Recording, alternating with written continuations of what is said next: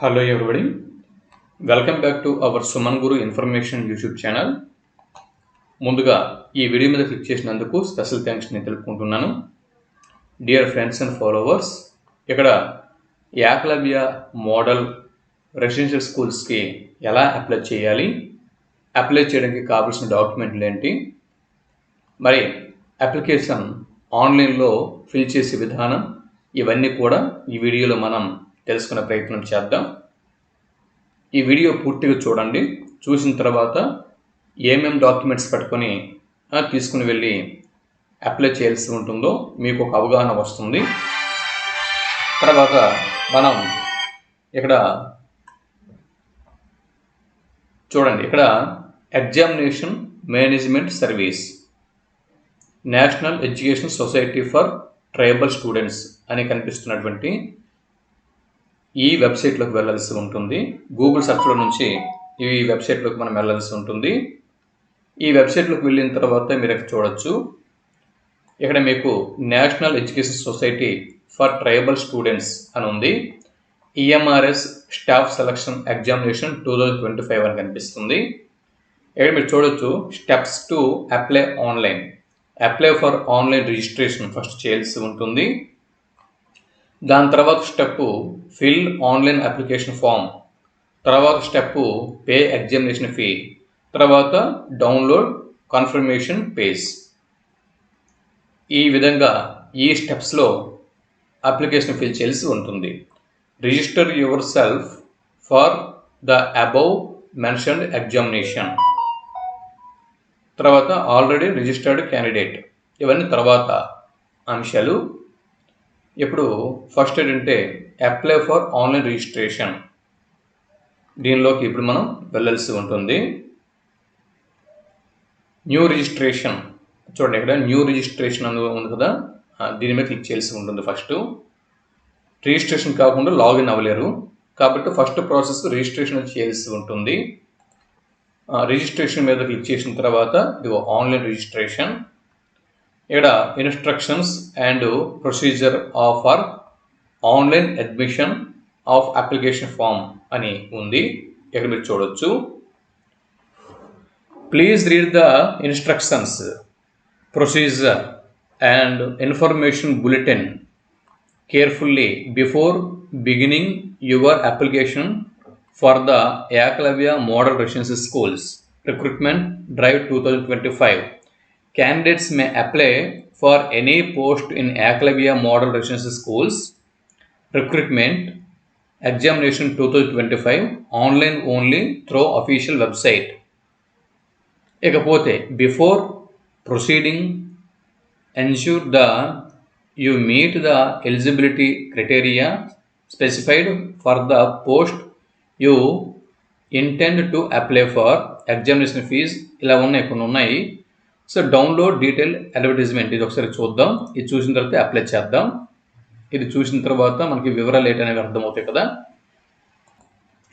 ఇక్కడ మీరు చూడొచ్చు, ఫర్ ఫీమేల్, ఎస్సీ, ఎస్టీ, తర్వాత ఫిజికల్లీ హ్యాండిక్యాప్డ్ పర్సన్స్, వీళ్ళందరూ కూడా ఏంటంటే ఏ పోస్ట్ కావని 500 రూపాయలు మాత్రమే ఎగ్జామినేషన్ ఫీజు పే చేయాల్సి ఉంటుంది.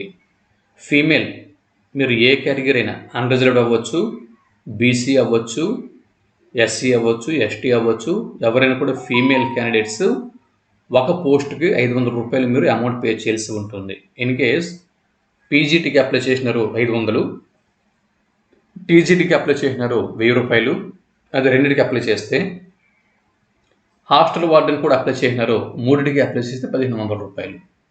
అలాగా ఇక్కడ ఫీజు అనేది పే చేయాల్సి ఉంటుంది. లేదు ఒక ఎగ్జామ్కి అయితే 500 రూపాయలు పే చేయాల్సి ఉంటుంది. ఇకపోతే పీజీటీ, టీజీటీ దీనికి కూడా 500 రూపాయలే. Non teaching staff any post దేనికైనా కూడా 500 రూపాయలు. సో ఎన్ని పోస్టులు అప్లై చేస్తే అన్ని 500 రూపాయలు పే చేయాల్సి ఉంటుంది. ఇకపోతే ఇక్కడ చూడొచ్చు, ఇకపోతే SC, female, ST, physically handicapped persons వీళ్ళు కాకుండా మిగిలిన వాళ్ళందరూ కూడా అప్లికేషన్ ఫీజు 2000 రూపాయలు, ప్రిన్సిపల్ పోస్ట్కి అయితే ప్రాసెసింగ్ ఫీజు 500 రూపాయలు, టోటల్గా 2500 రూపాయలు పే చేయాల్సి ఉంటుంది. అదే పీజీటీ టీజీటీస్ అయితే 1,500 రూపాయలు application fee, processing fee 500 rupees, total 2,000 రూపాయలు పీజీటీకి టీజీటీకి ఇక్కడ పే చేయాల్సి ఉంటుంది. నాన్ టీచింగ్ స్టాఫ్ పోస్టుల కోసం 1,000 rupees application fee, 500 rupees processing fee, మొత్తం 1,500 రూపీస్ పే చేయాల్సి ఉంటుంది. ఇది ఫీజు. ఓకే, తర్వాత ఇవన్నీ కూడా ఒకసారి చూసుకోండి. ఇక్కడ కొన్ని ఇన్స్ట్రక్షన్స్ ఉన్నాయి, ఇవి మీరు ఒకసారి గమనించండి. ఇక్కడ ఇవి మీరు చూడండి. ఈ ఇన్స్ట్రక్షన్స్ ఏమంటున్నారు ఇక్కడ, మీరు photograph and signature must be in JPG ఫార్మేట్లో ఉండాలి. జేపీజీ ఫార్మేట్లో ఉండాలి. ఫోటోగ్రాఫ్ 10 KB నుంచి 200 KB మధ్య ఉండాలి photo size. Signature size 10 KB నుంచి 50 KB ఉండాలి. మీరు ఒక పేపర్లో రాసుకోండి. పేపర్లో రాసుకొని అవన్నీ కూడా సెట్ చేసుకొని డైరెక్ట్గా వెళ్ళి అప్లై చేయండి. The photograph must be either coloured or black and white but should have a clear contrast. Black and white అయినా పర్వాలేదు, కలర్ ఫోటో అయినా పర్వాలేదు, ఏదైనా కూడా క్లియర్గా ఉండాలి. ఫోటో అనేది నీట్గా చక్కగా ఉండాలి. అది సిగ్నేచర్ అయితే 10 KB నుంచి 50 KB, ఫోటో అయితే 10 KB నుంచి 200 KB ఈ సైజులో ఉండాలి. ఇవి ఒకసారి మీరు పేపర్ మీద రాసుకోండి. వీటిని ఒక వైట్ పేపర్ మీద రాసుకోండి. ఈ విధంగా ఫోటోని మీరు స్కాన్ చేసి అప్లోడ్ చేయాల్సి ఉంటుంది. స్టెప్ 1 టైం రిజిస్ట్రేషన్ అనేది చేయాల్సి ఉంటుంది. Okay, basic details, creating a password, selecting security question and providing and answers to it upon successful submission. ఇవన్నీ కూడా ఉన్నాయి. ఇవన్నీ కూడా తర్వాత చూద్దాంలే. తర్వాత సెకండ్ స్టెప్లో డిజైర్డ్ పోస్ట్కి అప్లై చేయాల్సి ఉంటుంది. తర్వాత third step payment of examination fee. దాని తర్వాత important instructions about password. Password అనేది ఏ విధంగా ఉండాలి ఇక్కడ ఒకసారి చూడండి. పాస్వర్డ్ అనేది ఏ విధంగా ఉండాలి, పాస్వర్డ్ ఇక్కడ మీరు చూడొచ్చు. పాస్వర్డ్ అనేది ఏ విధంగా ఉండాలో ఇక్కడ మీరు చూడొచ్చు. ఇక్కడ password must be 8 to 13 character long. 8 నుంచి 13 క్యారెక్టర్స్ మధ్య ఉండాలి. 8 క్యారెక్టర్స్ నుంచి 8 క్యారెక్టర్స్ తగ్గకూడదు, తీసుకోదు. అలాగే 13 క్యారెక్టర్ల కంటే ఎక్కువ ఉండకూడదు. ఈ మధ్య క్యారెక్టర్స్ అనేవి ఉండాలి. సో ఈ క్యారెక్టర్స్లో ఏదో ఒకటి ఆల్ఫాబెటికల్ లెటర్ అనేది ఉండాలి. తర్వాత మిగిలినవి ఇక్కడ స్మాల్ లెటర్స్లో ఉండాలి. ఏదో ఒకటి క్యాపిటల్ లెటర్ ఉండాలి. మిగిలినవి స్మాల్ లెటర్లో ఉండాలి. మధ్యలో డిజిట్స్ అనేవి ఉండాలి. ఏదో ఒక డిజిట్ అనేది ఉండాలి.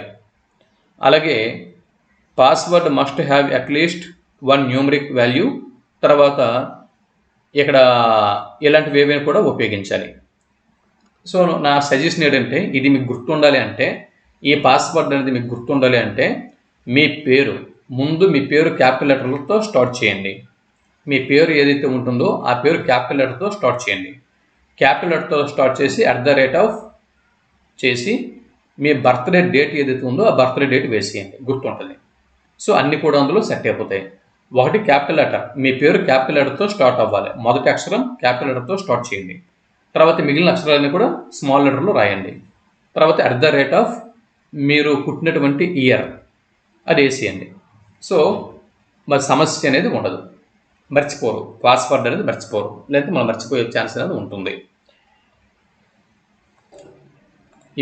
ఇవన్నీ కూడా మీరు తెలుసుకున్నాం కదా. ఇప్పుడు ఇక్కడ బాక్స్లో టిక్ పెట్టిన తర్వాత క్లిక్ హియర్ టు ప్రొసీడ్, దీని మీద క్లిక్ చేయాల్సి ఉంటుంది. ఇక్కడ చూడండి ఏమేమి అడుగుతున్నాడు. క్యాండిడేట్ నేమ్ అనేది అడుగుతున్నారు, క్యాండిడేట్ నేమ్.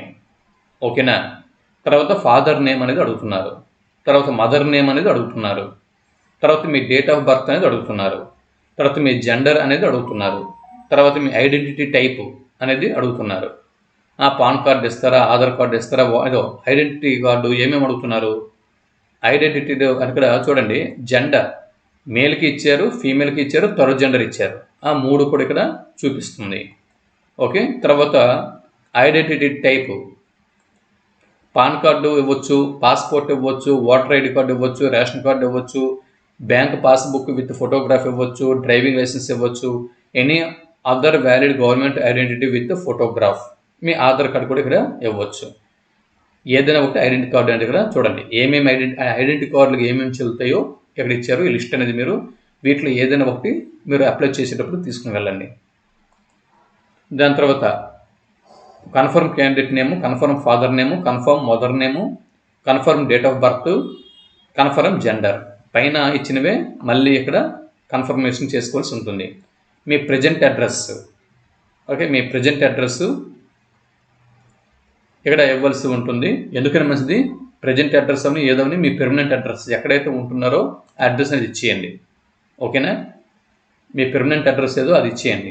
లేదు సార్ మేము పెర్మనెంట్ అడ్రస్ మాది ఒక విలేజ్ అయినా కూడా మేము బ్రతుకు రీత్యా అంటే వేరే పనుల కోసము వేరే సిటీలో లేదా వేరే ఎక్కడైనా బతుకుతున్నామంటే అక్కడ ప్రజెంట్ అడ్రస్ అనేది ఇవ్వండి. ఏది కంఫర్టబుల్, కమ్యూనికేషన్కి ఏది కంఫర్టబుల్ అయితే ఆ అడ్రస్ అనేది ఇవ్వాల్సి ఉంటుంది. Please enter correct email ID and mobile number as OTP will be shared on this for verification.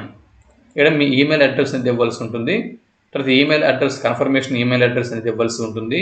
Mobile number అనేది ఇవ్వాల్సి ఉంటుంది. మళ్ళీ కన్ఫర్మేషన్ మొబైల్ నెంబర్ అదే ఇవ్వాల్సి ఉంటుంది.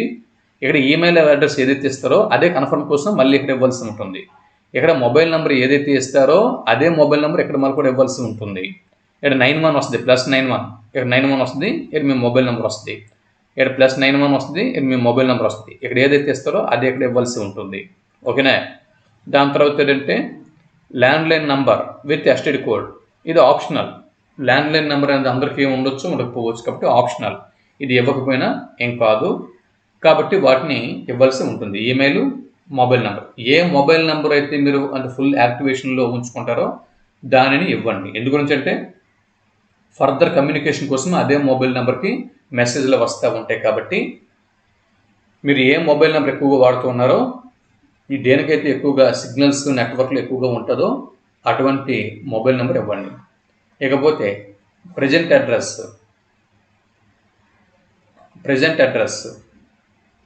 అడుగుతున్నారు. అంటే ఇంతకుముందు మీరు ప్రజెంట్ అడ్రస్ ఏదైతే ఇచ్చినారో అదే ఇక్కడ మళ్ళీ మీరు ఇచ్చేయవచ్చు. Choose password. సో పాస్వర్డ్ ఎందుకు చెప్పాం కదా, పాస్వర్డ్ అలా క్రియేట్ చేయలేవు. మీ నేమ్లో మొదటి అక్షరం క్యాపిటల్ లెటర్ ఉండాలి. దాని తర్వాత @ దాని తర్వాత మీరు పుట్టినటువంటి సంవత్సరం అవి వేసేయండి. సో గుర్తుంటుంది, ఇంకా మర్చిపోరు. సో ఇక్కడ ఏదైతే పాస్వర్డ్ ఇస్తారో అదే పాస్వర్డ్ ఇక్కడ కూడా మళ్ళీ ఇవ్వాల్సి ఉంటుంది కన్ఫర్మేషన్ కోసం. దాని తర్వాత సెక్యూరిటీకి వచ్చాను. What is the name of your first school. స్కూల్లో అది అంటే మీకు స్కూల్ నేమ్ ఏది ఉందో అది ఇక్కడ ఇచ్చేయండి. ఇది సెలెక్ట్ చేసుకుంటారు, స్కూల్ నేమ్ అనేది సెలెక్ట్ చేసుకుంటారు. స్కూల్ నేమ్ అనేది ఇక్కడ మీ స్కూల్లో ఏ పేరు అయితే ఉందో ఆ పేరు దగ్గర రాసేస్తారు మీరు సెక్యూరిటీ కోసం. దాని తర్వాత ఇక్కడ చూడండి క్యాప్చా ఉంది కదా, ఈ క్యాప్చా అనేది ఎంటర్ చేసి సబ్మిట్ అనేది కొట్టాల్సి ఉంటుంది. కొడితే దీని తర్వాత మనం సెకండ్ పేజీలోకి వెళ్తాం. అన్ని డీటెయిల్స్ మనం ఫిల్ చేసిన తర్వాత ఏంటంటే ఒకసారి చూపిస్తుంది అన్నీ మీరు ఫిల్ చేసినవన్నీ కూడా కరెక్ట్గా ఉన్నాయో లేదో చెక్ చేసుకోండి అని చెప్పి అడుగుతుంది.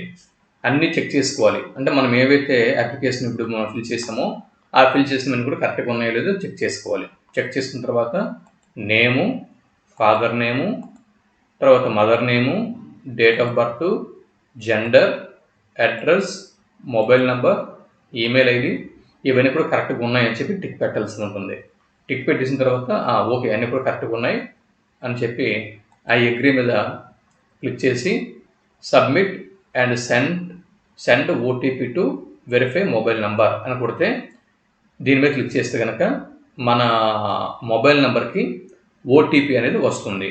లేదు అప్లికేషన్లో ఏమైనా తప్పులు ఉంటే కనుక ఎడిట్ రిజిస్ట్రేషన్ ఫామ్, రిజిస్ట్రేషన్లో ఏమైనా తప్పులు ఉంటే అవి కరెక్షన్ చేసుకోవాలనుకుంటే ఎడిట్ మీద కొట్టాలా. లేదా అన్నీ కరెక్ట్గా సరిపోయినాయి ఏమి తప్పులు లేవు అనుకుంటే సబ్మిట్ మీద క్లిక్ చేయాల్సి ఉంటుంది. సబ్మిట్ మీద క్లిక్ చేద్దాం. తర్వాత ఎస్ అని వచ్చిన తర్వాత ఏంటంటే మన డీటెయిల్స్ అన్నీ కూడా చూపిస్తుంది. మన డీటెయిల్స్ అన్నీ కూడా చూపించిన తర్వాత ఏంటంటే ఇక్కడ ఓటీపీ అనేది వస్తుంది.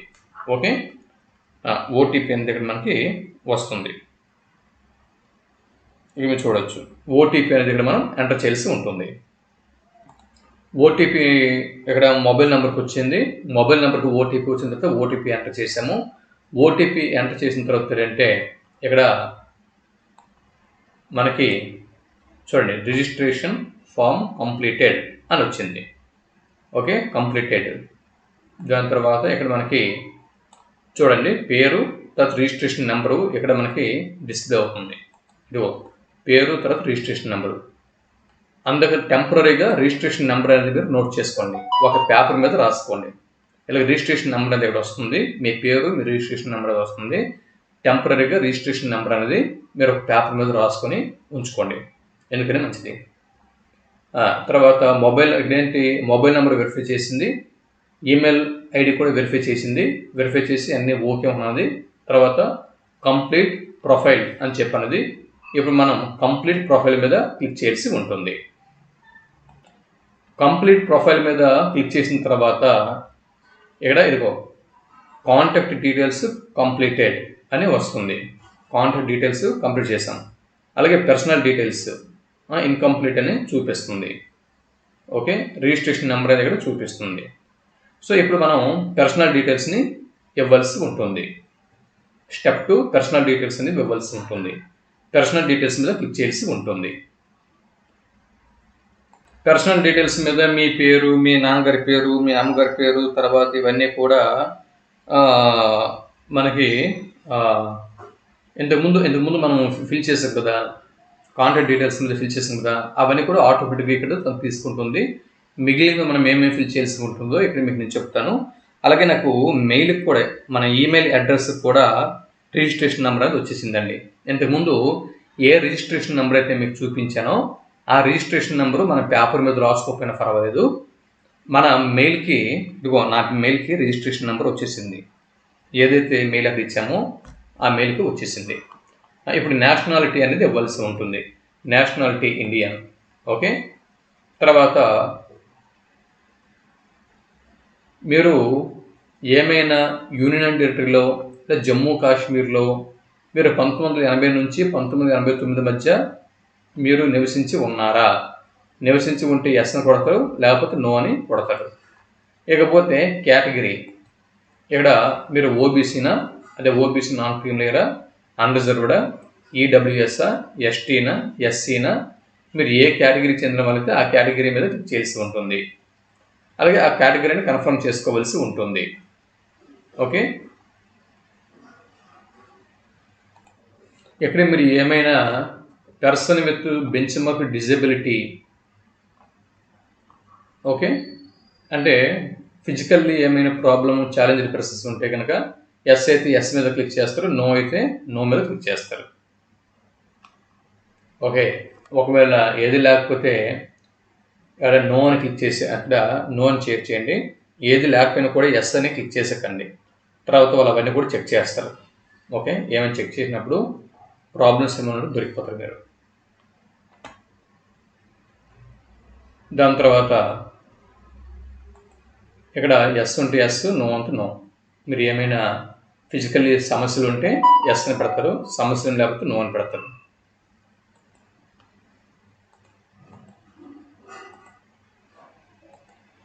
దాని తర్వాత are you and ex service man. ఒకవేళ మీరు ఎక్స్ సర్వీస్ మ్యాన్ అయితే ఎస్ అని కొడతారు, ఎక్స్ సర్వీస్ మ్యాన్ కాబట్టి నో అని కొడతారు.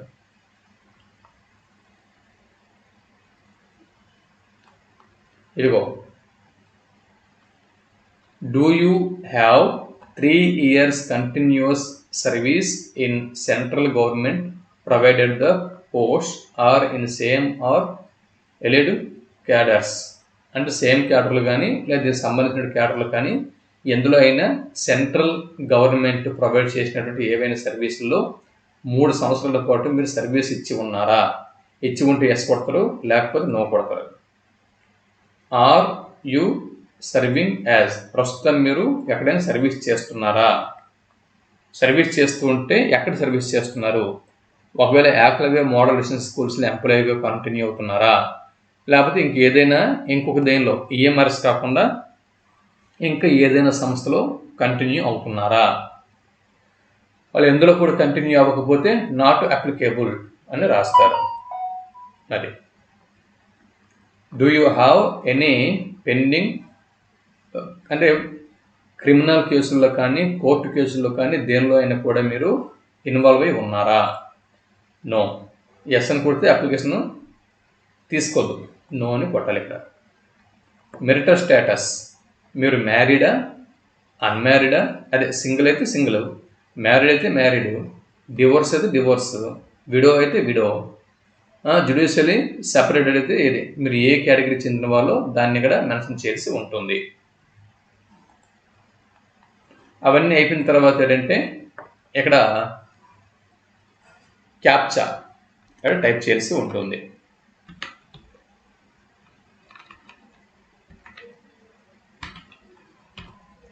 Captcha save next, save next మీద కొడితే ఎస్ వస్తుంది. ఇక్కడ మీరు చూడొచ్చు కాంటాక్ట్ డీటెయిల్స్ కంప్లీట్ అయిపోయినాయి, పర్సనల్ డీటెయిల్స్ పూర్తి అయిపోయినాయి. ఇప్పుడు డాక్యుమెంట్ అప్లోడ్. ఓకే, డాక్యుమెంట్ అనేది అప్లోడ్ చేయాల్సి ఉంటుంది. మీ ఫోటో, తర్వాత మీ సిగ్నేచర్, ఫోటో సిగ్నేచర్ వేరువేరుగా ఇక్కడ అప్లోడ్ చేయాల్సి ఉంటుంది. ఫోటోని సిగ్నేచర్ అప్లోడ్ చేసిన తర్వాత ఇమేజ్ ఫైల్ అప్లోడెడ్ సక్సెస్ఫుల్లీ అని వస్తుంది. ఓకే మీద క్లిక్ చేయాల్సి ఉంటుంది. సో తర్వాత ఏంటంటే మీరు అప్లోడ్ డాక్యుమెంట్స్ని ఒకసారి మీరు చూడాలనుకుంటే చూసుకోవచ్చు అనేది చూపిస్తుంది. దీన్ని క్లిక్ చేయాలి. ఇక్కడ చూడొచ్చు ఫోటో అప్లోడ్ అయిపోయింది, సిగ్నేచర్ అప్లోడ్ అయిపోయింది. రెండు అప్లోడ్ అయిన తర్వాత వాటిని మీరు ఒకసారి మీరు చెక్ చేసుకోవచ్చు. చెక్ చేసుకుని అంతా కరెక్ట్గా ఉందని తర్వాత ఇక్కడ క్యాప్చా ఉంటుందా, ఈ క్యాప్చాని మీరు ఇక్కడ టైప్ చేయాల్సి ఉంటుంది.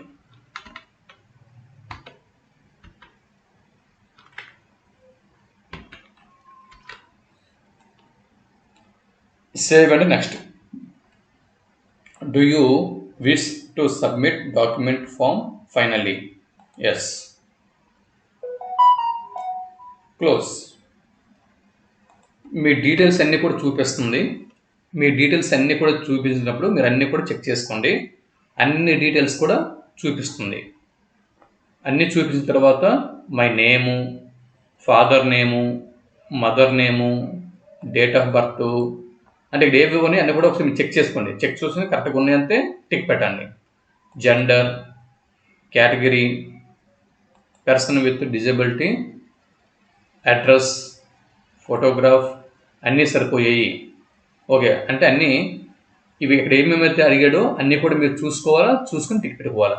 తర్వాత చివరికి I agree, final profile submission దీని మీద క్లిక్ చేయాల్సి ఉంటుంది. తర్వాత are you sure you want to submit the details? Yes. అన్ని అయిపోయిన తర్వాత రిజిస్ట్రేషన్ ఫామ్ కంప్లీట్ అయిపోయింది, క్యాండిడేట్ ప్రొఫైల్ కంప్లీట్ అయిపోయింది. దాని తర్వాత వెరిఫై యువర్ ఈమెయిల్ ఐడి. అది అంటే మీ ఈమెయిల్కి ఒక ఇది వస్తుందన్నమాట, క్యాప్చా. సారీ, మీ యొక్క ఈమెయిల్, మీరు ఏదైతే ఇక్కడ మెయిల్ అనేది ఇస్తున్నారో రిజిస్టర్డ్ ఈమెయిల్, ఆ ఈమెయిల్ దాని తర్వాత ఇక్కడ క్యాప్చా అనేది ఇవ్వాల్సి ఉంటుంది. క్యాప్చా ఇస్తారంటే ఓటీపీ అనేది మీకు వస్తుందండి, ఆ ఈమెయిల్కి ఓటీపీ వస్తుంది. ఇక్కడ మీరు క్యాప్చా అనేది ఎంటర్ చేయాల్సి ఉంటుంది. OT 8646 submit and get OTP. ఇప్పుడు మీ మెయిల్ ఏ మెయిల్ అయితే మీరు ఇచ్చారో ఆ మెయిల్కి ఓటీపీ అనేది వస్తుంది. అక్కడ ఓటీపీ ఇచ్చిన తర్వాత ఏదైతే మీకు మెయిల్కి ఓటీపీ వస్తుందో ఆ ఓటీపీ అనేది ఇక్కడ ఎంటర్ చేయాల్సి ఉంటుంది. ఎంటర్ చేసిన తర్వాత వెరిఫై మీద క్లిక్ చేయాల్సి ఉంటుంది. లేదా ఓటీపీలు ఏమైనా ప్రాబ్లం వస్తే రీసెండ్ ఓటీపీని పట్టాలి. ఓటీపీలు ఏమైనా ప్రాబ్లం లేకపోతే, అంటే ఒకవేళ మీకు మెయిల్కి ఓటీపీ రాలేదు, నెట్వర్క్ స్లోగా ఉంది, ఓటీపీ రాలేదు, సో అప్పుడు రీసెండ్ కోడ్ అని పట్టాలి. ఒకవేళ మీకు ఓటీపీ వచ్చేసింది అనుకుందాం, నెట్వర్క్ బాగానే ఉంది, ఓటీపీ వచ్చేసింది అనుకుందాం మీ మెయిల్కి, సో ఓటీపీ అనేది ఇక్కడ ఎంటర్ చేసి వెరిఫై మీద క్లిక్ చేయాల్సి ఉంటుంది. సో వెంటనే ఓటీపీ ఎంటర్ చేసిన తర్వాత your email ID is verified successfully అని వస్తుంది. ఓకే మీద క్లిక్ చేయాలి. ఇదంతా అయిపోయిన తర్వాత ఏంటంటే ఇప్పుడు అప్లై నౌ అని వస్తుంది. Apply now. ఇప్పుడు ఇదంతా ఎంతవరకు మీరు ఏం చేశారు, ఎంతవరకు మీ బేసిక్ డీటెయిల్స్, మీ పర్సనల్ డీటెయిల్స్, మీ కాంటాక్ట్ డీటెయిల్స్, దాని తర్వాత ఏంటంటే మీకు సంబంధించినటువంటి ఫోటోలు, తర్వాత మీకు సంబంధించినటువంటి డీటెయిల్స్ అన్నీ కూడా పర్సనల్ డీటెయిల్స్ మాత్రమే ఎంటర్ చేశారు ఇంతవరకు. సో ఇప్పుడు ఈఎంఆర్ఎస్ ఎగ్జామినేషన్ అప్లికేషన్ ప్రాసెస్లోకి ఇప్పుడు వచ్చామన్నమాట. So apply EMRS selection examination recruitment principal పోస్ట్కి మీరు అప్లై చేయలేకుంటున్నారా, దీని మీద క్లిక్ చేసి ఉంటుంది. లేదా పోస్ట్ గ్రాడ్యుయేట్ టీచర్స్కి అప్లై చేయాలనుకుంటున్నారా, దీని మీద క్లిక్ చేసి ఉంటుంది. లేకపోతే నాన్ టీచింగ్ పోస్టులకి అప్లై చేయాలనుకుంటున్నారా, దీని మీద క్లిక్ చేయాల్సి ఉంటుంది. లేదా ట్రైనీడ్ గ్రాడ్యుయేట్ టీచర్స్కి అప్లై చేయాలనుకుంటున్నారా, దీని మీద క్లిక్ చేయాల్సి ఉంటుంది. మీరు ఏ పోస్ట్కి అప్లై చేయాలి అనుకుంటున్నారో జాగ్రత్తగా చూసి దాని మీద క్లిక్ చేయండి. ఓకేనా. చూడండి, ఫస్ట్ ప్రిన్సిపల్ ఉంది, దాని తర్వాత పోస్ట్ గ్రాడ్యుయేట్ టీచర్స్ ఉంది, దాని తర్వాత నాన్ టీచింగ్ పోస్టులు ఉన్నాయి, దాని తర్వాత ట్రైనింగ్ గ్రాడ్యుయేట్ టీచర్స్ ఉన్నది. ఈ 4 ఆప్షన్లు చూపిస్తుంది. అందాక మనం టీజీటీ మీద ఒకసారి క్లిక్ చేద్దాం. తర్వాత ఇక్కడ వస్తుంది, దాన్ని క్లిక్ చేసిన తర్వాత do you wish to apply finally, అంటే ఫైనల్లీ ఈ పోస్ట్ని మీరు అప్లై చేయాలనుకుంటున్నారా, ఎస్. ఒకళ్ళు అప్లై చేయాలనుకుంటేనే ఎస్.